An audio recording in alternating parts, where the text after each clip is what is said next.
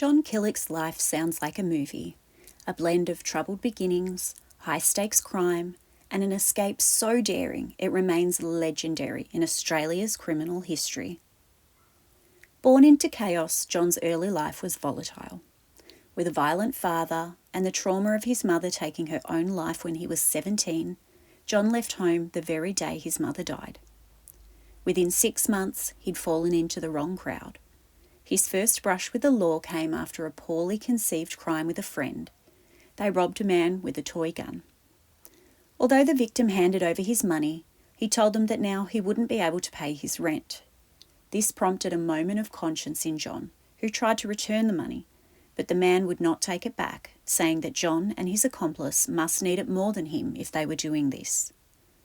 This early misstep, compounded by a thrill for risk, set him on a path toward more serious criminal endeavours. John's criminal behaviour escalated as he developed a gambling addiction, which he had to fund.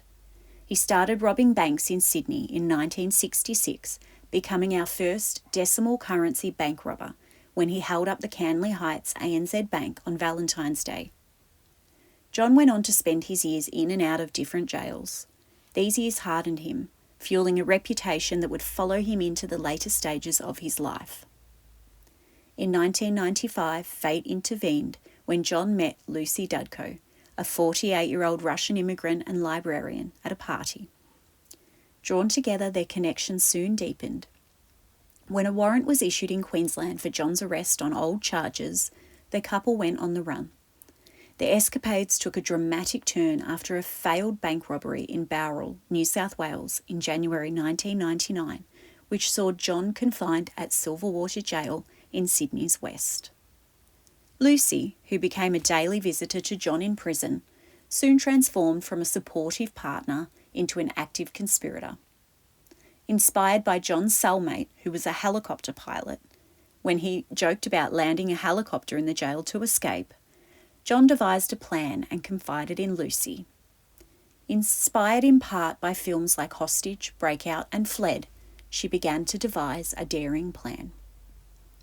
At 9 a.m. on Thursday the 25th of March 1999, Lucy put the plan into action. Disguising herself with a wig, she booked a helicopter ride under the pretense of wanting to view the upcoming Sydney Olympics area, conveniently located near Silverwater Jail. John's cell block was out in the exercise yard, and Lucy forced the terrified pilot, Tim Joyce, at gunpoint to land in the jail's yard. Amid a barrage of gunfire from prison guards, John leapt aboard the helicopter, and they took off.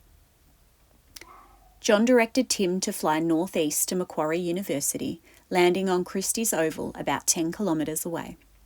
Once landed, John bound the pilot's hands and ankles with cord before he and Lucy bolted into the nearby bush. In the ensuing confusion, Tim eventually freed himself and alerted the authorities. Not long after, the couple flagged down a car, brandishing a gun to commandeer a ride to North Sydney, where John's associates awaited.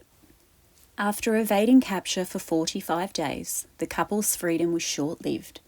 On the 8th of May, John and Lucy checked into a cabin at Base Hill Caravan Park under the alias Brown. Despite minimal efforts to conceal their identities, aside from a change in hair colour, the owner recognised them from news stories and turned them over to the police. Lucy Dudko was convicted on 5 charges, including rescuing John from custody by force and interfering with the operation of an aircraft. She received a 10-year sentence with a minimum of 7 years behind bars. John, initially sentenced to 23 years, saw his sentence reduced on appeal, first to 15 and then to 14 years. Even behind bars, the couple's bond remained, evidenced by over 4,000 letters and more than 100 phone calls exchanged between them, until Lucy eventually embraced religion, severing ties with John and moving on with her life. John's post-incarceration life took an unexpected turn. Now a writer, he has published 3 books, Gambling for Love, The Last Escape, and On the Inside. In On the Inside, he reflects on his long journey, stating, "I spent over 30 years in jail, and I don't resign from the fact I deserve to go to jail. You can't go into banks with guns and hold people up and then escape in helicopters and expect people not to get upset about it. This extraordinary tale of crime, passion and escape remains etched in Australia's criminal history, a story where the quest for freedom collided with the plot of a blockbuster movie.